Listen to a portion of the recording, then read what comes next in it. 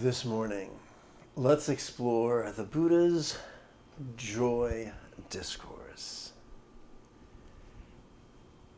This is Lama Jigme Gyatso of the Buddha Joy Meditation School. Welcome to Meditate Like a Jedi. This is the Lama you were looking for. Rather puffy this morning. This morning we could chant and meditate and enjoy a lesson or two.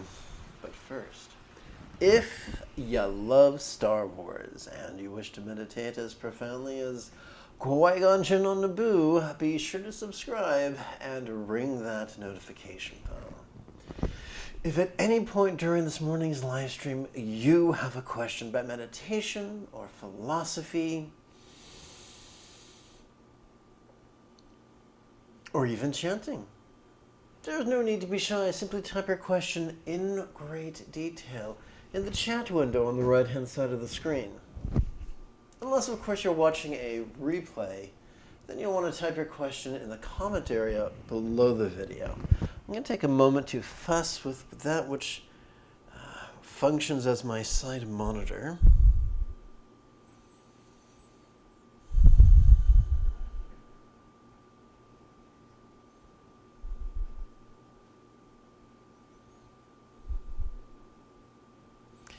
Fabulous.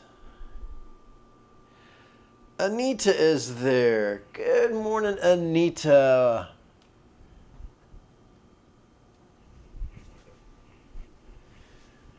All right, let's see what to do. Well, I think we should tap button 5.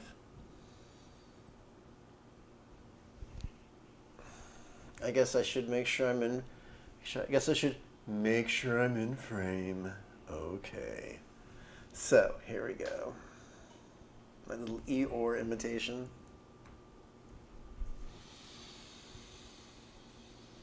So we come to the Joy Discourse, which is attributed to the Buddha. We extract it. It comes from the Dhammapada, translated by Thomas Byrom, adapted by yours truly. We read, "Live in joy, in love, even among those who hate. Live in joy, in health, even among the afflicted. Live in joy, in peace, even among the troubled. Look within, be still. Free from fear and clinging, know the sweet joy of the way." So let's take a deeper look. So I'm going to jump to the right, which sounds like a line from Rocky Horror Picture Show, doesn't it? There are two, so just like Led Zeppelin saying in Stairway to Heaven, there are two paths you can go on. There's Yang's path or Yin's path. The path of patriarchy or the path of true matriarchy. I say true matriarchy because matriarchy cannot be just patriarchy with a different set of genitals. It, according to the most ancient texts on the subject, is entirely different. So those who are rigid, fearful, controlling, elitist, and competitive can make a chore of anything. So to borrow a phrase from Hamlet, they can make a hell out of a heaven. Whereas being flexible, loving, laid back, egalitarian, and cooperative, these folks can make a heaven out of a hell, which is what you want. So if your teacher is presenting Buddhism from the perspective of fear and duty and arduous work, you're missing out. Find a teacher who can make Buddhism easy and fun and productive. Make it a joy, a delight. I'd like to share an embarrassing story from my own life. When I was in the summer between 11th grade and 12th grade, I had a girlfriend who was terribly warm for my form. And she seemed very, very happy to make love with me. But because I was such a neurotic perfectionist, I took something as fun as her orgasm and made it into a duty, a quest. The poor girl, the fact that she tolerated me for as long as she did really speaks well of her. But I was such a piece of work. I mean, I wasn't cruel, I was kind and respectful, but I was just so neurotic that made a poor thing miserable. And that is to me my shining example of taking something good and turning it into drudgery. That was me. So, but what has that to do? What has my my 18-year-old sex life have to do with the Buddha's teachings? The fourth enlightenment factor is joy. Find a way to practice the Buddha's path joyfully. Now, let's take a moment to look at an artist's rendering of the human brain. I have to activate my pointer. Hopefully you can see my glorious pointer. So this is our cingulate gyrus, the anterior portion right here, is the seat, the metaphoric hub of our mirror neurons, the seat of empathy. So empathy is not merely a psychological abstraction. It's not the result of beliefs. It is the effect of a physiological process. It is found in every healthy mammal.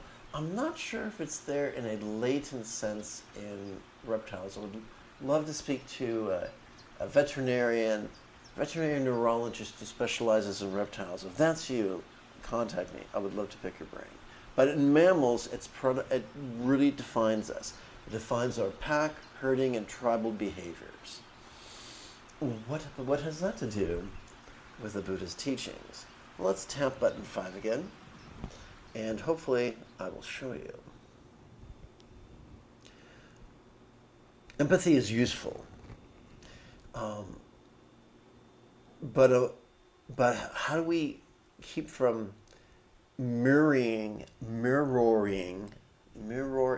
that's a tough word, the hate we feel around us, or the illness we feel around us, or the anxiety we feel around us? And the key is to look within and be still, which is a poetic way of practicing inhalations, mindfulness, and exhalations, meditation. We'll go into greater detail for the technique of this in a few minutes. Free from fear and clinging, know the sweet joy of the way. So, by having a healthy, contemplative life, not just regular, but effective. And by the way, if your teacher's stuff isn't effective and they cross their arms and say, well, if my techniques are effective, you must be a big sinner. Or if my techniques are not effective, then you just need to be persistent and practice them for 3 great aeons. No. Would have taught full enlightenment can be accomplished in 7 years, or 7 quarters, or 7 months, or 7 fortnights, or 7 weeks, or even 7 days. And if someone can't put you on that path for rapid enlightenment, find a better teacher. So, there are many benefits to the Buddhist style of meditation and contemplation. One of those benefits is it gives us greater, for want of a better term, emotional resilience. So that even though we have the sensory acuity to perceive others' anxiety, ill health, and hate, we can still, even though we can empathize with them, We do not become their puppet, their marionette, so to speak. Consider the simile of water beating off a duck's back. The same thing happens here. We are able to balance vulnerability and resilience automatically as a fringe benefit of correctly practicing the Buddha's techniques. So now, without further ado, let's practice those techniques. Un momento. Let me cook my back. Okay. So what I'd like to do is spend approximately 15 seconds on housekeeping. Time me. If there are lessons you'd like to request, or if you simply wish to support the continued availability of these classes, there is a Patreon link in the description area below the video. There you go.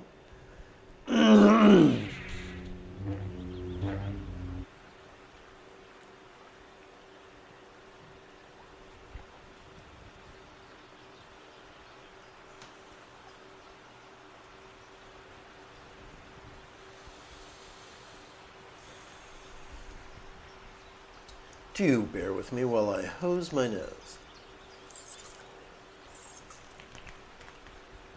Spring comes early in Southern California.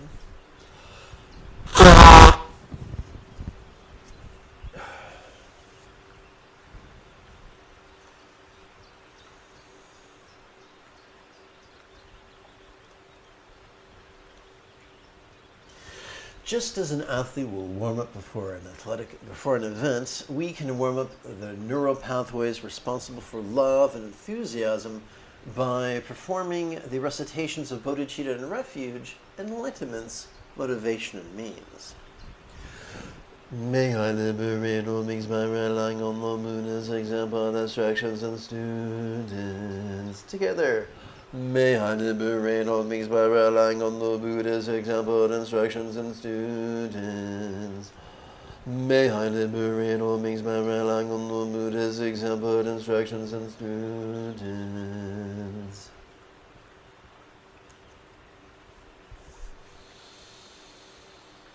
Let us chant a mildly adapted version, or adapted and amplified version of the Heart of Wisdom Sutra. It is said that an archetype of enlightened compassion, that's Avalokiteshvara to you and me, while moving in the deep peace of perfect understanding, shed light on the five aggregates and found them equally empty. After this realization, she made peace with all pain. So the Buddha's path is not a way to pick and choose what we experience. Au contraire, upon the Buddha's path, we are vulnerable to every experience. We learn how to make peace with it so that we neither repress it nor are dominated by it. We find that middle ground. One of the key practices is to not only be vulnerable to the present moment experience, regardless of how we organize it, but to find a way of letting go of it. To let go of the present moment experience after we've noticed it, as if the present moment experience was as non-graspable as a vast empty void. Like the illusion of the infinite azure sky on a bright and beautiful cloudless morn, which, although is tantalizing to the eye, is intangible to the grasp. How does one do that? Using the fundamental technique of mindfulness and meditation. What's that? You say, want to practice mindfulness? Cool. Well, as you inhale, silently and mentally silently recite, notice this. And if you wish to meditate, then while you're exhaling, mentally recite, relaxing. Why do that? During each inhalation, our sympathetic nervous system automatically accesses our sensory acuity, allowing us to notice sensations, flavors, scents, sounds, sights, and the like, as well as emotions, intentions, thoughts, memories, and imaginings. When we notice them vulnerably, passively, viscerally, and spontaneously, we'll be freed of the need to use labels, instead just relying upon the pronoun this. But practicing in such a manner, what are we to do with all the stuff that we notice? Some of it can be quite grotesque. Well, during each exhalation, we automatically access our parasympathetic nervous system, which is wired for physical relaxation as well as mental release. Now, this theory might just sound peachy keen, but it's not going to do us any good until we play with it. So right now, quick like a bunny, let's play with it for approximately 16 breaths. And here's how you do that. I'm going to accost you with Jumbo Cam. Dun, dun, dun. Okay, welcome to Jumbo Cam. So how do you count to 16 on just 4 fingers and 1 thumb? Simple. Each finger has 3 sets of creases, plus a tip. So this would be 1, 2, 3, 4, 5, 6, 7, 8, 9, 10, 11, 12, 13, 14, 15, 16. That's how you count 16 on just one hand. Now here's a cool thing. If you're counting repetitions on your left hand, and you count sets of those 16 repetitions on your right hand, first set of 16, second set of 16, third set of 16, and so forth, then you can count 16 sets of 16 breaths for a grand total of 256. So now you can impress your friends and neighbors, regaling them with your grand ability to count to 256 on just 8 fingers and 2 thumbs. Surely that will boost your popularity.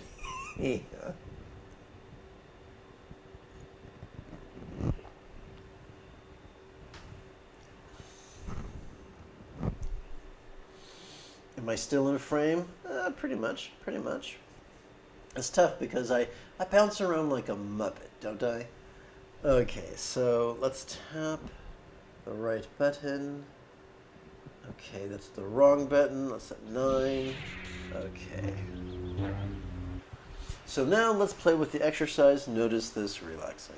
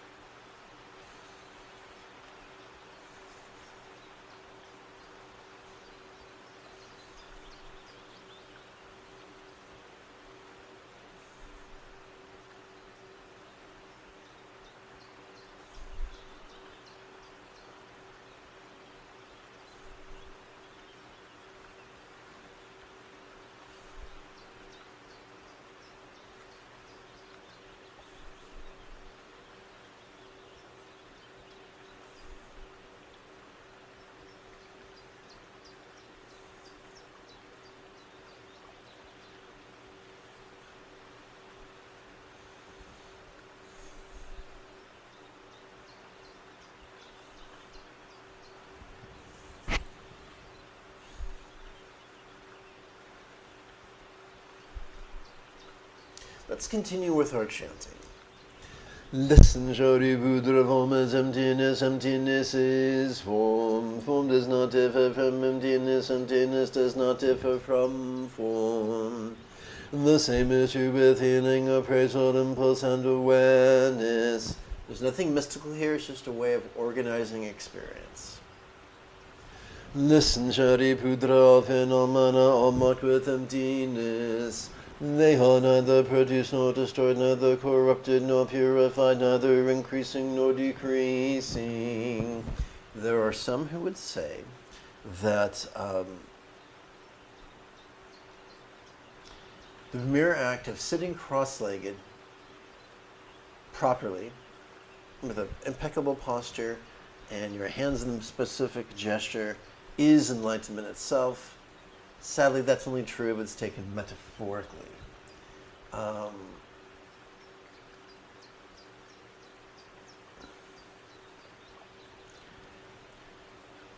Yes, the Buddha taught meditation, but he also taught contemplation, as inferred by the Shastra, or discourse, of the third Chan patriarch.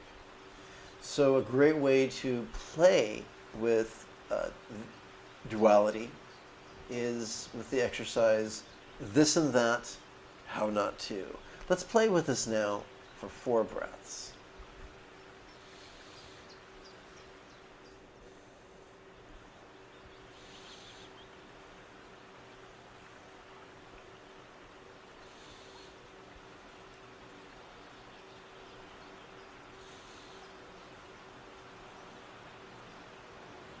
And so a good rule of thumb is, what I like to do is, I practice this and that, how not to, for 4 repetitions, and then notice this relaxing for 12 repetitions. And I just keep repeating that for about 16 to 32 sets. Now, for some people, they can just do that the first day, and that's fine. Other people need to do it incrementally, starting 5 minutes twice a day, 5 minutes every 12 hours. And then after a week or so, they bump it up to 10 minutes every 2 hours. And then after a week or so, they bump it up to 15 minutes every 12 hours. Until within about, oh gosh, what is it? 12 weeks, they're cruising at...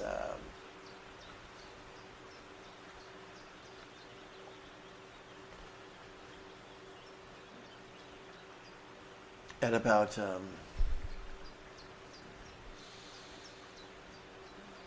12 sets, or 60 minutes twice a day. The nice thing about progressing gradually is it gives our schedule a chance to adapt. It gives the people in our lives a chance to adapt so that we don't increase anybody's anxiety needlessly. Let's continue. Therefore, in emptiness there is no form, no feeling, no appraisal, no impulse, and no awareness which once perceived cannot be released. Just like the Beatles sing, there's nothing you can think that can't be thought. There's nothing you can perceive that can't be released. Welcome to the realm of inferential double negatives. Let's continue. No sensation, flavor. Take 2. No sensation, no flavor, no scent, no sound, no sight, no phenomena which once perceived cannot be released. No body, no tongue, no nose, no ears, no eyes, no mind which once perceived cannot be released.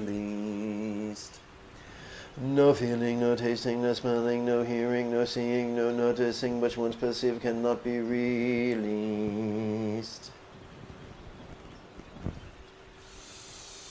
If you wanted to, you could play with these 18 exercises. I find it a trifle exhausting. No interdependent origins and no extinction of them from confusion to aging and death which once perceived cannot be released. So, just as we can divide experience up into 5 bits, we can divide it up into 12 bits or even 20-something bits. It works best if we practice non-analytically, but if you wanted to, you could play with all these exercises. Let's continue. No stress, no exacerbation, no liberation, no path, no understanding, no attainment which once perceived cannot be released. Because there is no attainment, the Bhaktarks of enlightenment supported. Mother perfection of understanding, find no obstacles for their minds which once perceived cannot be released. We can notice problems, we can let go of problems. The cool thing is that by meditating effectively, we set space for the solutions to problems to flow into our lives effortlessly. We set space for our choices and utterances and deeds to flow from a place of centered spontaneity, as opposed to the 2 toxic extremes of either being controlling or being scattered. When I say scattered, I'm thinking about a kitty cat with the zoomies. Or just a puppy on a good day. Puppies are great. They will stand with both front paws in their water bowl and take a drink. But they sure are sweet, aren't they? Let's continue. Having no obstacles which once perceived cannot be released, they transcend the tyranny of fear. liberating themselves forever from the tyranny of illusion and realizing perfect nirvana. Beware of manipulative teachers who will say, if you have fear, it's because you have failed to master emptiness. Shame on you. All that does is undermine your mindfulness. And without mindfulness, there can be no enlightenment. We have permission to feel the full spectrum of human emotions, from the glorious to the grotesque. Our job is to notice what we're feeling with the user-friendly label, this, and to make peace with it with every exhalation. That doesn't mean water's no longer going to feel wet. That doesn't mean fire's no longer going to feel warm. But it means we're going to make peace with not only with what we experience, but with our knee-jerk, neurotic, evolutionary responses to them. You know, the impulses to shove, or reach, or cling, or vie. That's me vying.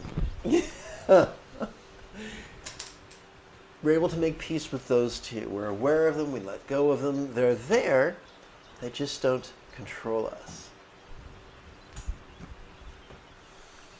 Let's continue. All Buddhas of the past, present, and future thanks to this perfect understanding, arrive at full right and universal enlightenment. By the way, beware of those who make the teaching spooky or incomprehensible. That's malarkey. If your teacher cannot help you to master the Buddhist path rapidly, find a better teacher. Therefore one should know that perfect understanding is like a great mantra, is like an unequaled mantra, the destroyer of all suffering, the incorruptible truth. A mantra prashaparamita's perfect understanding could therefore be proclaimed. This is the mantra gate gate para gate para samgate bodhiswa. May also notice, relax, and release that we go completely and perfectly go to enlightenment. Now, if this was the 60s, I can make a joke about go-go dancing, but I was an infant in the 60s, so I really have no frame of reference. And now we come to contemplation and mindfulness and meditation. So you'll notice there is a blank space here because sometimes instead of practicing generically with this and that, we'll have a specific need. So for instance, if someone is moved by the plight of people living in a war zone or in a crime zone, they could put the words safety and peril in here.